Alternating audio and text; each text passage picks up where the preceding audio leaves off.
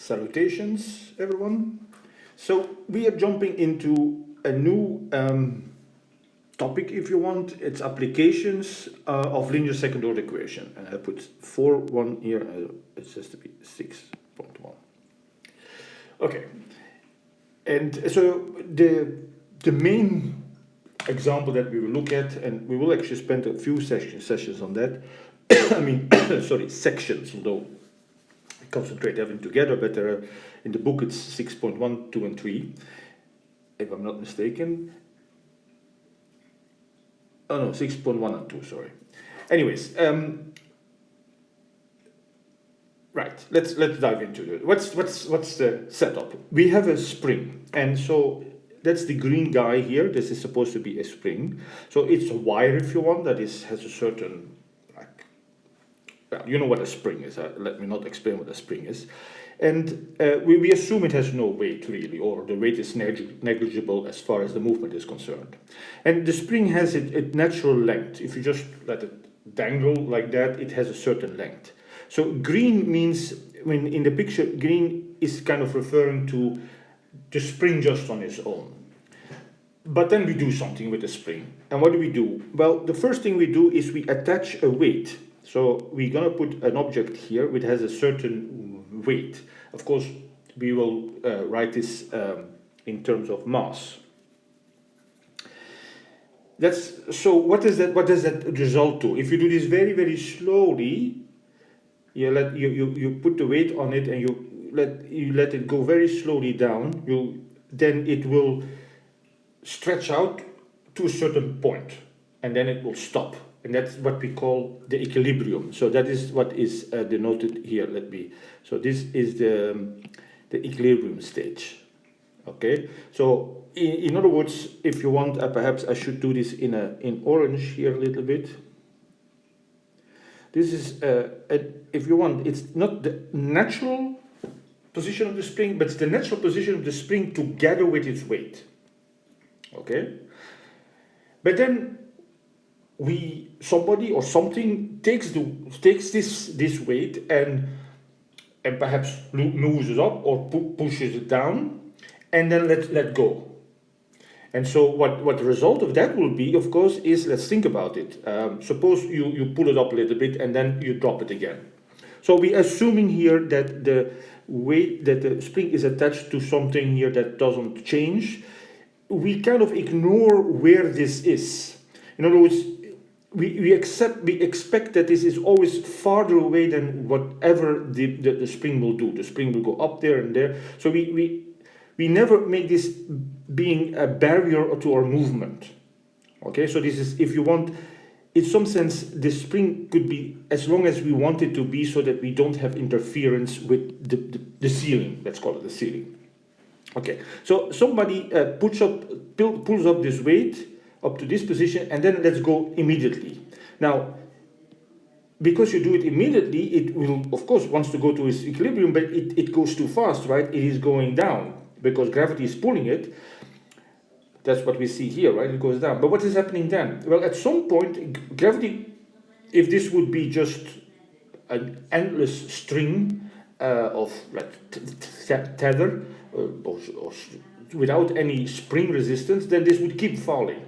But the spring has a resistance, and if you stretch the spring too long, the spring says, no, I cannot anymore, come back. So this guy is being pulled up again, okay? Now, he's probably not going to be pulled up as high as he originally was, because the gravity keeps pushing it down. So it's going to go up a bit. So you see this is my timeline here, right? So you have to think this picture at different positions at different times of this spring. So it will go up again, and then go down, up and up. And what we expect is that eventually it will peter out. Like if you can see this, right? If you could could probably do this yourself, and at least you can imagine it. What would happen is it would go up and down a little bit, and then so up and down, and eventually it would kind of go back to its equilibrium. Now, that is assuming that there is no external force. But there could be also an external force, other than, of course, gravity, right? We have gravity. What we have is gravity. We have also the resistance of the spring, that's a force. Start thinking about force. Now, another thing that could happen is, for instance, this could be moving inside a liquid, right? This might not be just in air, or even in air. We know that there is an air resistance or a liquid resistance. So there could be a resistance. And we have seen in free-falling in 4.3 on mechanics that these resistance are very often proportional to the velocity. Okay, so that's another thing that can happen. And so if this would be in a certain liquid, then this liquid will make it perhaps easier to slide down or make it harder to move. We don't know, right? That's resistance. And then, so it's a very complicated model. And then there is even a last thing. It could very well be that there is another force operating on this other than gravity. Constantly, so some force that is constantly acting on this and to this thing. In a spring, you could, for instance, think of it, I'm just giving an example, is that this would be, for instance, say, made of iron, and there's a big magnet here. And so the magnet would even pull more. Or there might be a magnet up here and try to pull it up again. Okay? Now, and that will again change the movement, right? So keep in mind, this equilibrium state is without any of the forces that I just mentioned. This is just the spring and the weight in the gravity field. But then we have two things. There's several things happening. First of all is just the motion of the spring without considering nothing else, just because if you change the position from the equilibrium and let go, it wants to go back to this position, but it cannot do this immediately. It's not just going down and stops here. It goes further down and goes up again, up and down, and then finally gets there. Okay, but if there is resistance that comes perhaps from something, a liquid or so, in addition, if there is a magnetic force that pulls or up or down or whatever, then this motion is going to be even more complicated. So let's try to find out the formula here. What is? Now, first of all, we have Newton's second law. Let's start with that, because it is again something that is moving, right? It is really part of force is ma, and we know that a is y double prime. So our y-axis is, as always, pointing upwards. Now, where are we gonna take our coordinate, or y equals 0? Okay, so where are we putting, if we wanted the t-axis here, so where is the y equals 0 point? If we have this fixed problem, we're going to put it at the position of the equilibrium. So y equals 0 corresponds to the equilibrium state. So that is just a way of choosing. You know, if you've seen from physics perhaps before in high school or so, or in college, is that very often when you describe a physics problem, you have you introduce a coordinate system, and then you can choose a little bit where you put that coordinate system. And this is basically what we're doing. Okay? So we're saying we are putting it there, so that at y equals 0, the spring is in equilibrium. That means if nothing else is only gravity and the spring and the weight, then that's where it will hang. Okay, now, so that is now, what are the forces? So we talked about the forces. The first force is the gravity, which we know is pulling down, so it's going against the y-axis, so it is always minus mg. That is always the same. But then what else force is there? Well, the first force is what they call here the spring resistance force. This force that comes from the spring. Then there's a force that comes from resistance of the medium that you work in. Okay, they call it here a dampening. So a dampening force, because often if you think of this, suppose this would be hanging into a vat of oil, say.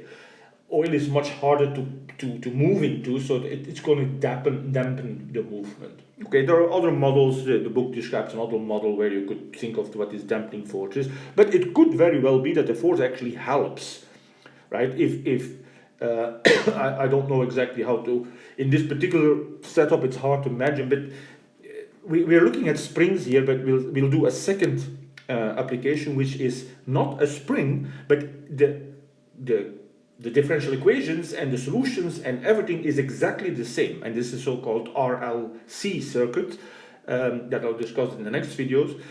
That is from mechanical engineering. Okay, and then we have the dampening force, and then we have the external force. Let's call it X. Okay, so these are all the forces. Now we have to. We already mentioned the dampening. So the dampening, or I perhaps like to call it resistance force. We have seen often that this is proportional to velocity. So there's a proportional constant K. Let me see that I use the right. Oh, no, they use C there. Yeah, but I have to make sure that I use the same K is used for something else. Yeah, K is, sorry. So that is Cy prime. Now, since we are saying dampening, we expect the movement to go actually less. It comes with a negative sign. Okay? It's just a convention. Our convention is that we take this with a negative sign. This makes the constant actually a positive constant, if we have to talk about it. Okay. Now, what about the spring force? That's perhaps the more, so this was for the dampening force. Sorry, that was very badly written. Let me just write FD here, for otherwise it's... So what about F spring, the spring force? And there it says, well, we expect, this is what is called Hooke's law, that the further you stretch, well, let's just think about it. The further you stretch the spring, the more it's going to pull. And when I very often will say stretch, but the same, and that's perhaps a bit less intuitive, but it is really similar. The same thing happens when you push the spring in, right? I mean, in fact, that's actually how we think of springs really of operating, right?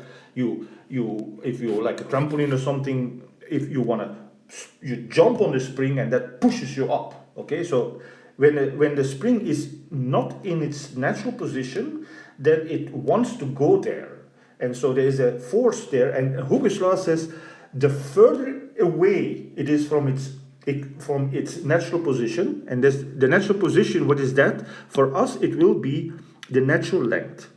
And so what we will call the how far is it away from that is given by delta L. The difference between the natural length and the length it has at the moment. So we have, for each position, we have a different delta L. For this, it would be this distance, right? For this one, I marked it for this one, that's this one. For this one, it would be even much more, this way. Okay? And we have to, again, I don't want to discuss too much about science here. So we say it is, it is proportional to the difference in length. So where K is a positive number, K is called the spring constant.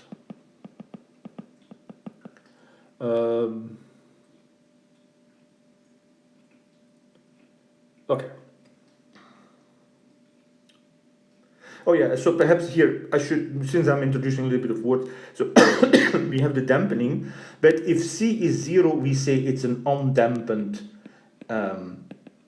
movement, which is very often the case, that there is no dampening, and that we kind of, or either we ignore it or it's hardly there, right? For instance, this spring is operating in a vacuum, so there would be no dampening, okay? So we refer sometimes to this movement as an undampened movement if there's C is 0. Now, the spring constant is always there. The spring is always going to want to stretch, go back to its natural position. And then the external force is, of course, that could be anything. And that if F is 0, we say that it is a free movement.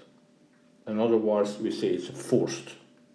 You remember, this F will be the forcing function that we were discussing before. You will see it when I write down the differential equation. Okay, so let's write out what we have so far. Well, no, we don't have everything yet. We need to, okay, delta L, we want a differential equation involving y. Where are we? Well, we have A is a double derivative of y, so that's good. This is just a constant, so that is also good. The dampening force we have now written also as a constant, actually constant multiple of the velocity, so that's good. This one, okay, we don't know, we have no control over, but it should normally only depend on t. Okay, so we're expecting this to depend only on t, although,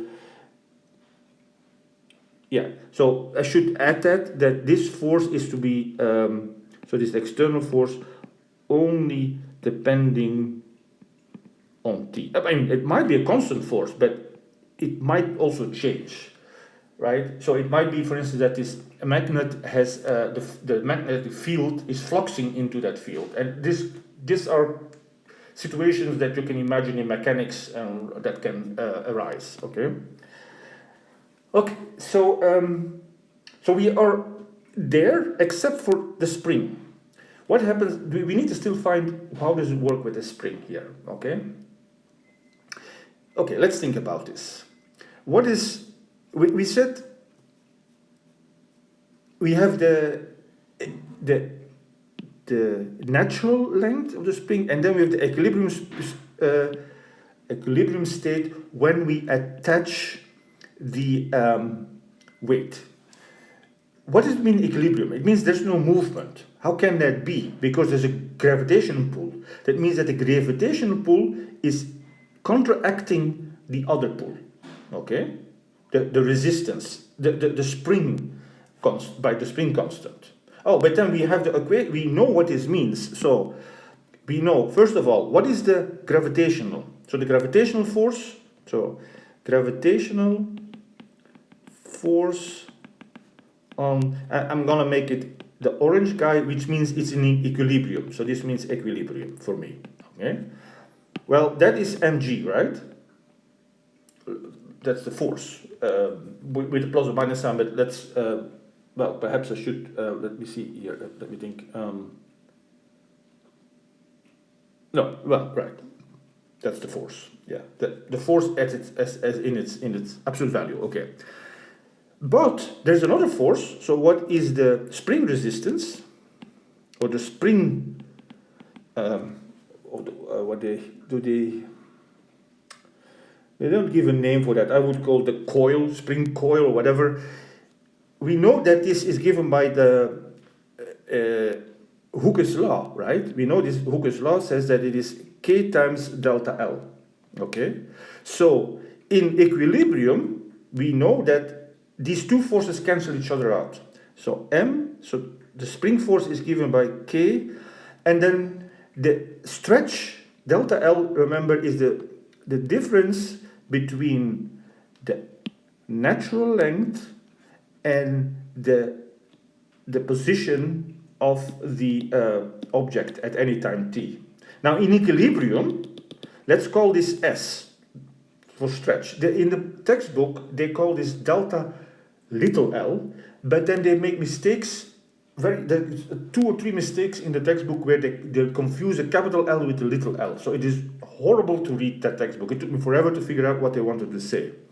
Okay, so I'm not going to use that notation. I'm just going to say S. So S is determined by the spring and the weight that I have put onto it. Once I have these two things, I know exactly this distance. Okay, I measure this distance, and so Hooke's law says that the spring force, so F spring, if you want, is K times L. K times S, sorry. Where's my, sorry. Light is shining, you can see here. K times L. I can write it again. K times S, sorry. So it is the, remember, in the formula, delta L, it sounds like something very weird you do in derivatives, so no, it just is another way of saying, so if you want, we could call this H, okay? And then this is K times H, right? And then we take the particular H that corresponds to the equilibrium position, that would be what I call S. Now, since the textbook doesn't use H, I won't use it either. but I'm just saying it looks, the delta L looks like there are two things there. No, that's just considered as one quantity. It's very common to do this in physics. In fact, we also have done it a lot in calculus, right? So shouldn't be that unfamiliar. So these two forces equal each other out. So this means that mg is Ks. That is exactly what it means to be in equilibrium. K, capital S. Okay. So, right. So now we could ask, okay, how can we relate delta? We still have to talk about y, right? So let's now look at a particular instance here. So here is our at beta dy. So at some point t, this point in time, say, this is where the weight is in its movement. So the delta L is given by this, and its position is given by the y, right? Y is the position. So you notice that if you add these two quantities, so this would be y, right? So this is y, right? Y is just measuring from the t-axis up the way to where you are.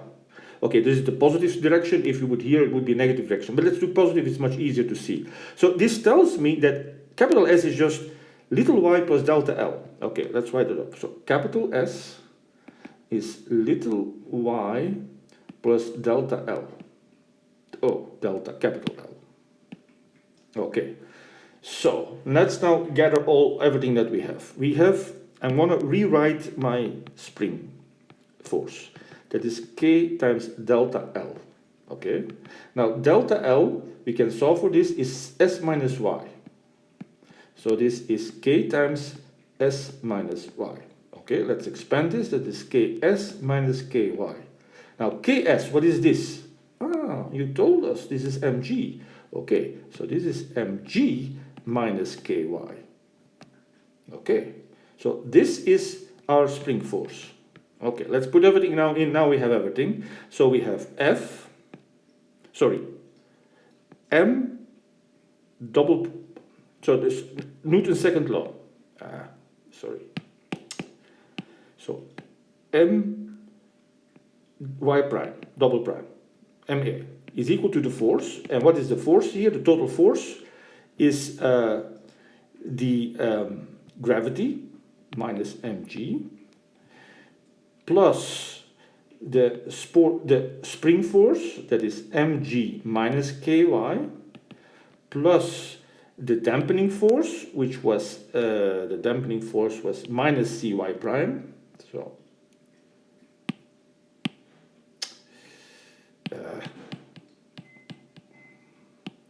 minus cy prime, and then we had the external force plus F external. Okay. Oh, look at that. These guys cancel. What do we get now? Well, we have the y, several y's here. So let's put everything, let's write it as a differential equation, bringing this to the other side.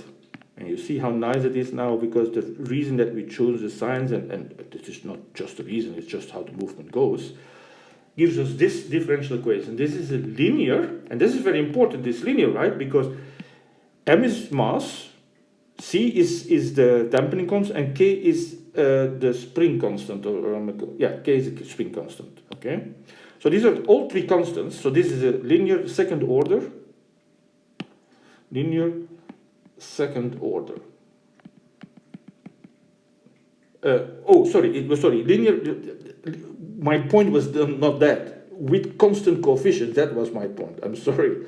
It was linear, that is for sure, that is another thing. It's linear because some people asked me this, and I want to repeat it several times. Linearity comes from the fact that both this and this only y, there's no y square, there's no y prime square, and there's no mixed terms, y times y prime. That is what linear means. But constant coefficients, that's the thing that I wanted to stress. Okay, so let's do right away, and let's now put this into motion. So we start with no dampening. So without dampening and free. What does this mean? Remember, I introduced these two words, so let me go back to them, that you kind of know what was I talking about here. So undampened, no dampening, is C0. Free movement is F0. Okay, so this is actually makes this equation much quicker, right? My double prime plus ky equals 0. That's without dampening, there's no C, and free, because there's no F, no forcing functions. So yeah, so here you see that this is the forcing function, right? The external function is the forcing function. That's what we were saying before. Okay, and we know how this solves, right? So we have y double prime plus k divided by my equals 0.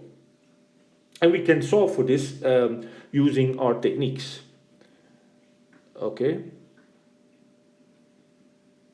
Now, okay. I want to box one of my equations because I'm going to use it later again. This one here. I want to box this equation before, so that you see it here. This one I'm going to use again. Right. So here's an example. So we have an object. An object stretches a spring by 6 inches. Okay. It is initially displaced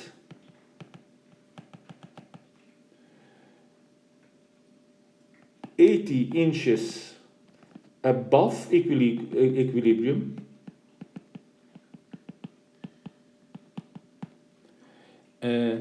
and given a downward velocity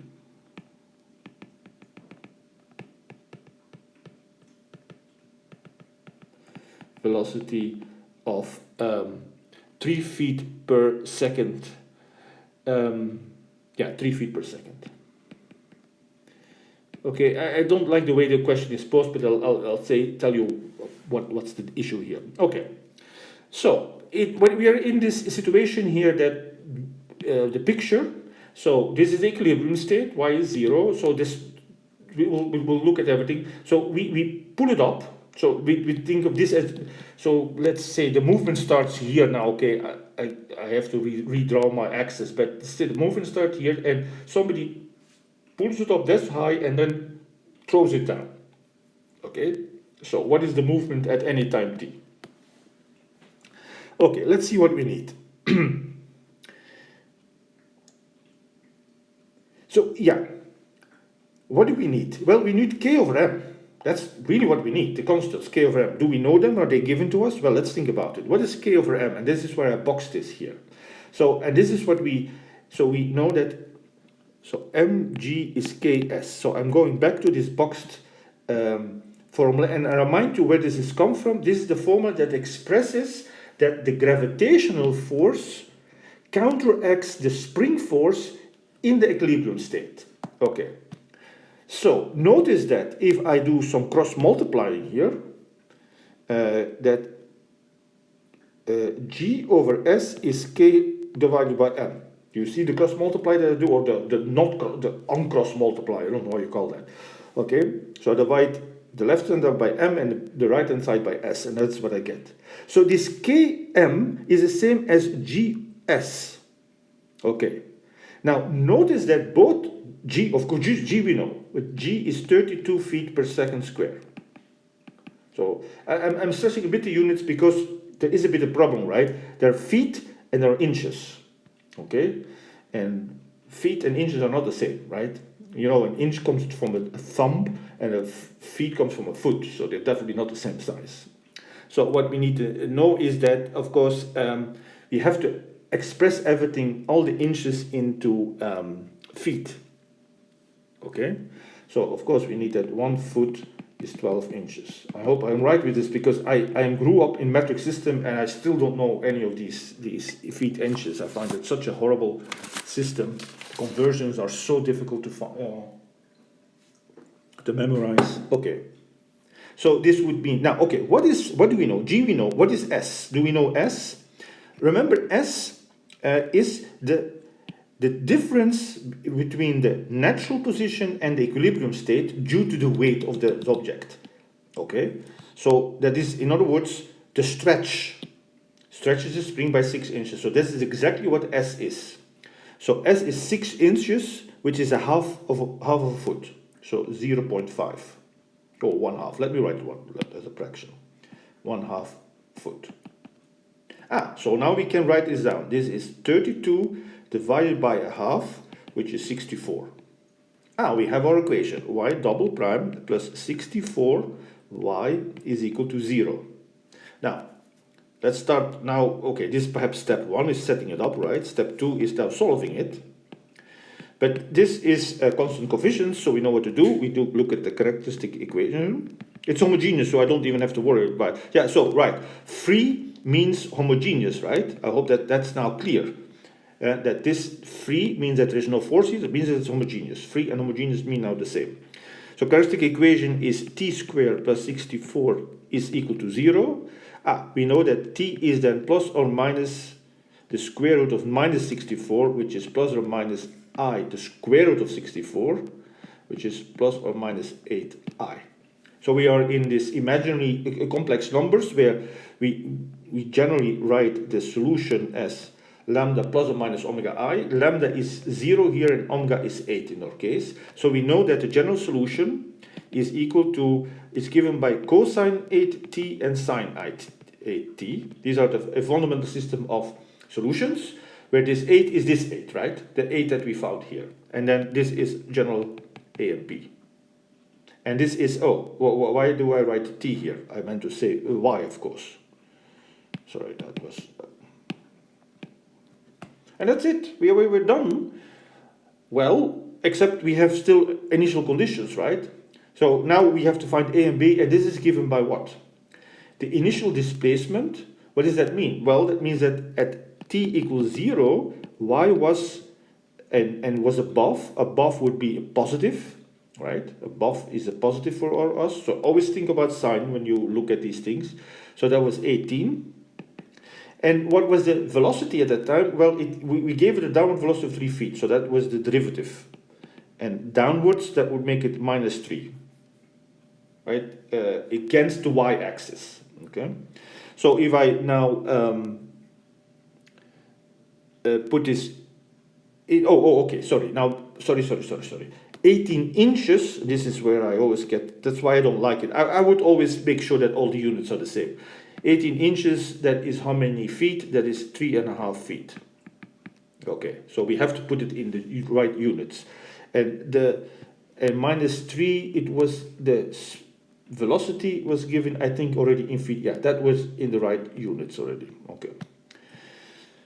All right, so at t is 0, then we know that y was 3/2 is equal to a plus b. That's, no. Sorry, that's wrong, right? The cosine of 0 is 1, so we get an a, but the sine is 0, so we get nothing. So we know that a is 3/2. We have also need to find the derivative, y prime. That is 8 minus 8a sine 8t plus 8b cosine 8t. And now we see if I plug in 0, the sine part disappears and we have an 8b. And so b is minus 3/8.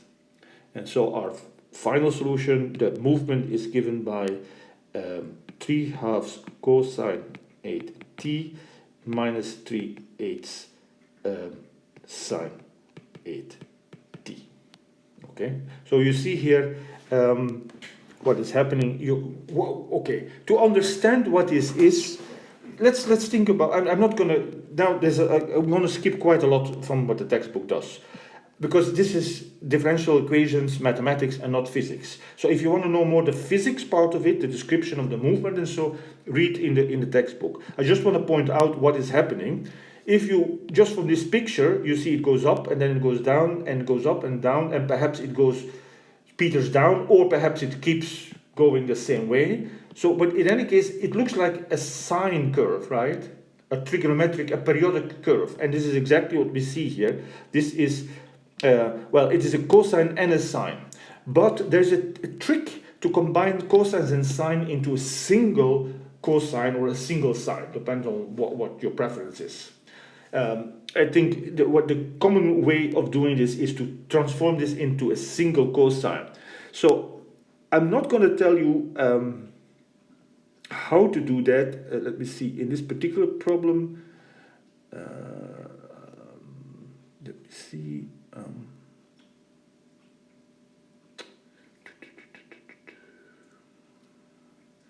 They don't even, yeah. I don't even want to talk about that, right? So we can write this as, this can be written, so just between parentheses, I'm not going to spend more time with it. This can be written in the form r cosine 8t minus phi. And this, so a single cosine or sine, and then this would be the amplitude, which would correspond then to the highest stretch, the highest that this ever goes, right? The highest that this ever goes up. This would be the amplitude. The amplitude of a sine is the difference between the highest point and the lowest point, okay? And then we would have, this would be the frequency. Sorry, yeah, I always get the amplitude, no, not the amplitude, sorry. The, sorry, where's the,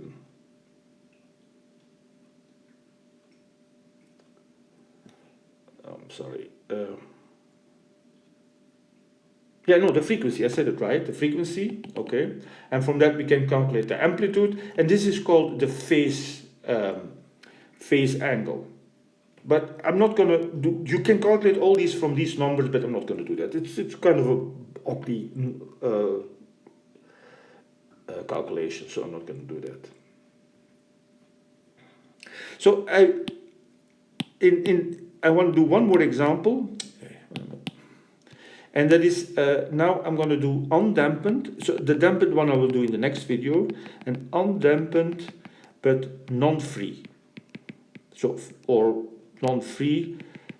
So we say forced. Okay? And so, let me see, I want to do an example here.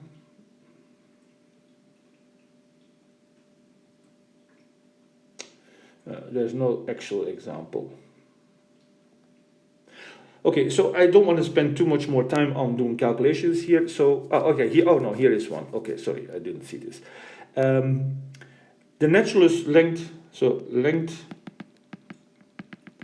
of a spring is 1 meter. So we're now going to use the metric system, okay? After attaching object, it becomes equilibrium, the equilibrium length is 1.02 meters, 102 centimeters, but let me put everything in meters, okay? Then displaced, we displace it downward. So we pull it down by 1 centimeter. We pull it down 1 more centimeter from its natural equilibrium state, and give an upwards velocity of 14 centimeter per second. Oh, this is nice. Okay, centimeter. Okay, let me put everything in When am I going to wait? Let me see. I'm going to do everything in centimeters, I think. Yes, everything in centimeters. So let's put everything in centimeters. 100 centimeter. So this would be 102 centimeter. Okay, let's do everything in centimeters. Sorry. Okay, so that's that. And then an external force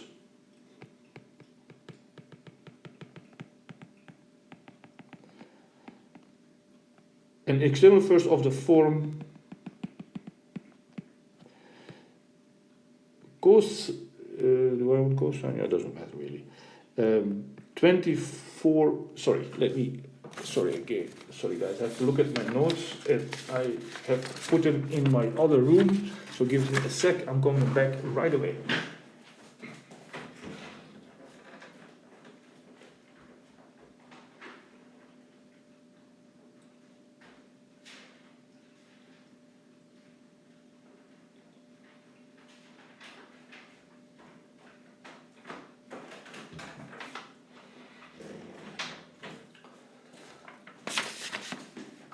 Well, I realized it was a different problem, so I'm just going to cook something up. I'm going to say here 8t. I hope that is not going to cause problems. Wait, let me just double check here. I just want to do something that is problematic. No, that's fine. That's fine. Okay.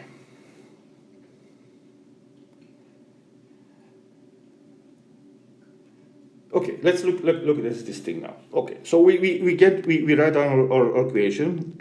No. So what is the equation? How are we going to write down the equation now? We should write it this way, right? So we have y double prime plus k over m y equals, and now we have a force 2 cosine 8t. Okay. I might not do this initial condition problem because I think the data is going to be very ugly. Right, so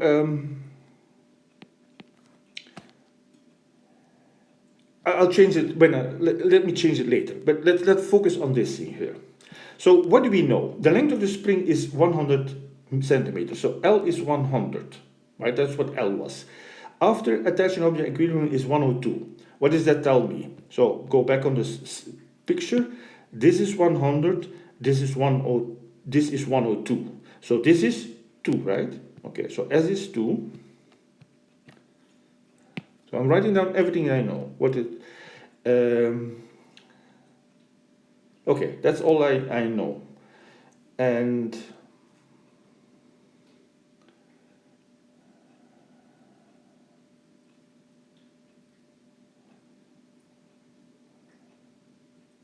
okay, yes, and so what we need is, where is our formula here? Mg is Ks, right? Or perhaps it's the formula that we're really going to use, let me therefore box it this way, is in its cross-multiplied form, right?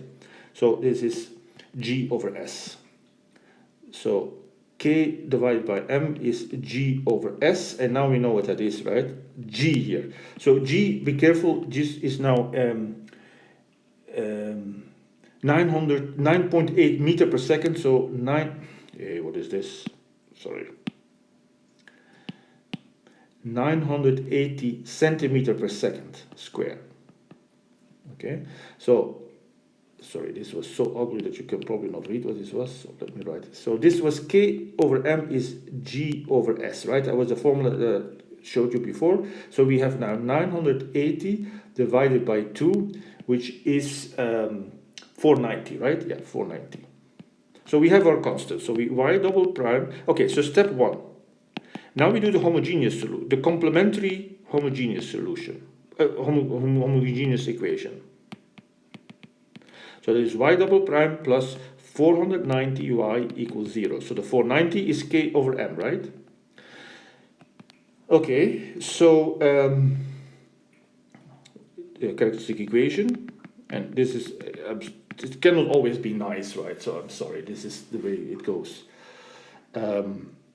So what is this here? That would be t squared plus 490 is 0, so t is plus or minus I. Again, it's going to be a complex number, right? And it's the square root of 490. This is no longer a nice number. It's 49 times 10. 49, of course, is 7, so 7i radical 10. Now be careful, what is omega here? Is 7 radical 10, right? And lambda is still 0. So our solution, our homogeneous solution, will look like as A times cosine 7 radical 10 t plus B sine 7 radical 10 t. Okay? Okay, that's the homogeneous solution. Now, step 2. And this is now something we have not really discussed. How do we solve? We have seen in chapter section. Let me see, what section was that? 5.4, right? The method of indeterminate coefficients. Remember that one? Okay. So in there, we knew how to deal if the function here was an exponential times a polynomial. But there's a section 5.5 that we skipped where they treat the case sine or cosine and an exponential. So this is a very special case of that. And so in this case, so I'm going to have to tell you this. So if you have, so review, I cannot call it review. So let's pause the question, right? We pause here. There's a pause button. I'm going to continue the question, but I have to explain a little bit how it works. So if you have a general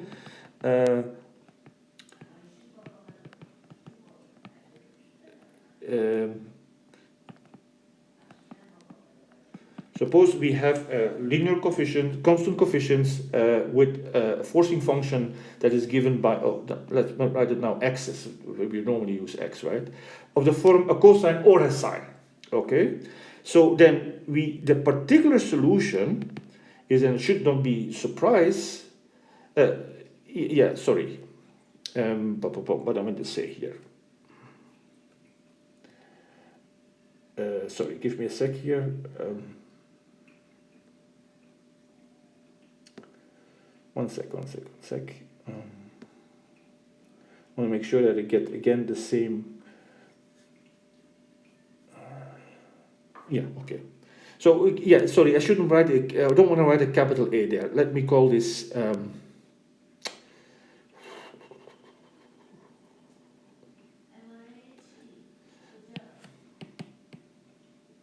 Okay, it's really not so matter that that's a constant. So I'm just going to write cosine. Okay, there could be some number here in front of it, but let's not. I don't want to introduce too many different things that you say. Where does that come from? What does that mean? Okay, so it might be a constant here, like here was a 2, but let's just focus on this case because it's always the same. So okay, and I should be clear. I'm going to do this now in terms of x, right? And so omega is this angle that comes from the imaginary part, perhaps something, but okay, this is just an omega. So what do we propose it? We say that we know then that there's going to be a solution of the following form: a cosine omega x plus b sine omega x. Now, although there's a cosine here, we need both the cosine and the sine. And the same is true if this, instead of a cosine, this would be a sine. Okay? So we need this general both cosine and sine. In fact, this thing could itself be a cosine of omega x plus a linear combination of the cosine and the sine. So this could be even more complicated. And so so this might be, for instance, in our case, okay, 2 cosine 8t, but we could have said 2 cosine 8t plus 7 sine 8t. Okay? We still would do this as a solution. And we do then the method of indeterminate coefficients, meaning we just take the derivative and double derivative, plug it in, and solve the system for a and b. Let's see that this works. So this is the end of the pause button. So going back here, we know that the solution, therefore, I'm going to just write y now again, must be given here, and so our angle is 7 radical 10. Now that is very awkward, and so no. Sorry. Be careful.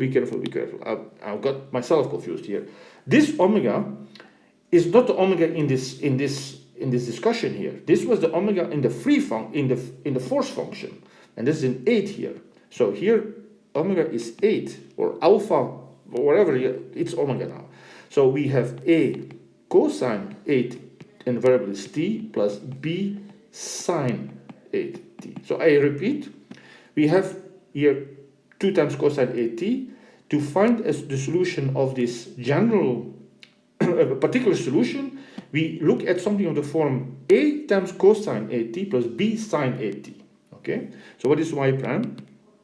It's 8 and minus 8a sine 8t plus 8. Sorry, can I change the 8 into...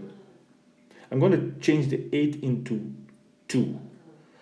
just otherwise it gets too messy. Sorry, I thought I had prepared this, but I had done the other one. So I have to finagle a little bit so that it gets a little bit nicer for us to work on. So this would be 2t. So then otherwise the numbers are getting too big too quickly. Cosine, let me rewrite it. I'm sorry. Okay, so the only thing that I did was to change the force function. Instead of 8t, I made it 2t, right? So 2t. Okay, so our solution is a cosine 2t plus b sine 2t. Y prime is minus 2a sine 2t plus 2b cosine 2t, and then one more derivative. That will be minus 4a sine 2t, another 2 comes out, right? Plus minus 4b sine 2t. Okay, we plug all this into the equation that we have is y double prime plus 490y. So y double prime plus 490y. That means we have minus 4a sine 2t minus 4b. Oh, this was a cosine, right? Sorry, I wrote that wrong. Sorry. Minus 4a cosine 2t minus 4b sine 2t plus 490 times a cosine 2t plus 490, I'm expanding the 490, b sine 2t, and that is equal to 2 cosine 2t. Now, how do we do this? Well, look what we have here. On the left-hand side, we have cosines and sines, and the right-hand side, we have cosine, well, also sines, zero sines. And we just compare the coefficients.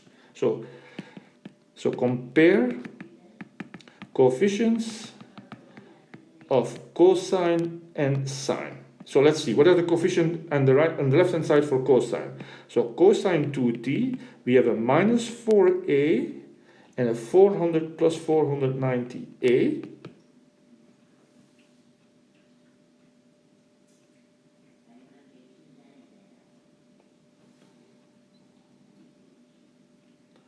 Cosine 2, what am I doing here? Oh, sorry, yeah. And, right? And plus, and whatever we have this, the sine, what is the sine 2t? We have a minus 4b and a plus 490b, and that has to be equal to 2 times cosine 2t. So as I said, we compare the coefficients. The coefficient of cosine here is 486a equals 2. And what does this mean? That 486b is equal to 0. So we see that b is 0 and that a is 2 over 486, whatever that number is. Okay, and that is our solution then.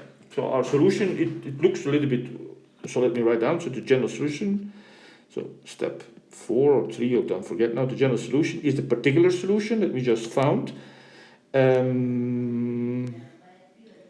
It's the a was cosine, so it's 2 over 4, well, let's make this simpler. It's 1 over 243, right? Yeah, so it's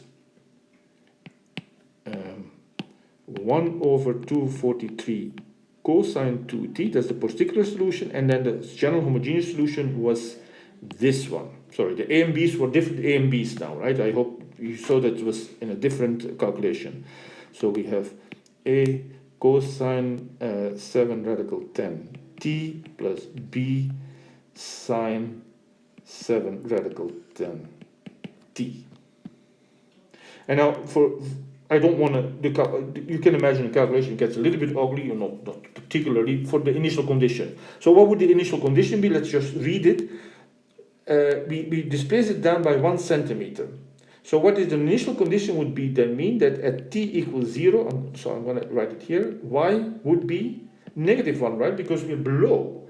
And what does this mean then if we give it an upwards velocity? So that means that the y prime would be positive, we go, because that's in the direction of our y-axis of 14. Okay?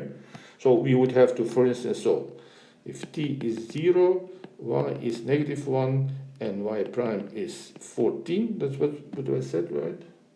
Yeah. So the first one we can plug in very well, right? So this minus 1 is equal to 1 over 243 with the cosine, and also plus a. The sign disappears. So this means that a is equal to minus 1 plus 1 over 243, that is minus 242. 1 over minus 242, sorry. Minus 1 over, no, what am I saying? Minus 242 over 243. Okay, that's what that is. And what is b? Well, to find b, we need to take derivative. And so the derivative would be y prime is 2 over 243 with the minus sign, sine 2t, plus 7 radical 10a with the minus sign also, sine 7 radical 10t, plus 7 radical 10b cosine 7 radical 10t. Now, if I plug in 0, then I get 14 here. The sign disappears. So the only thing that's left is 7 radical 10b. So it's not so bad actually, right? So we get that b is 14 over 7 radical 10. So this is 2 over radical 10. You can, if you want to rationalize this, that's 2 radical 10 over 10, right? So it is radical 10 over 5. But again, not necessary. Okay, and then you can plug it in to get the actual solution. So this is how, this is without dampening, okay? And so without dampening, you see the equation is always of this form. Where are we here? Undampened. It's always of this form, right? And the k over m is something that we can calculate as g, which is something that we know. So this could be then for, we can do this on the moon, then we have a different g here. And s would be the difference between the natural length and the equilibrium stage after you hang the weight onto the spring. All right, so I'm going to assign homeworks for this one, and then in the next videos I will do the dampened movement.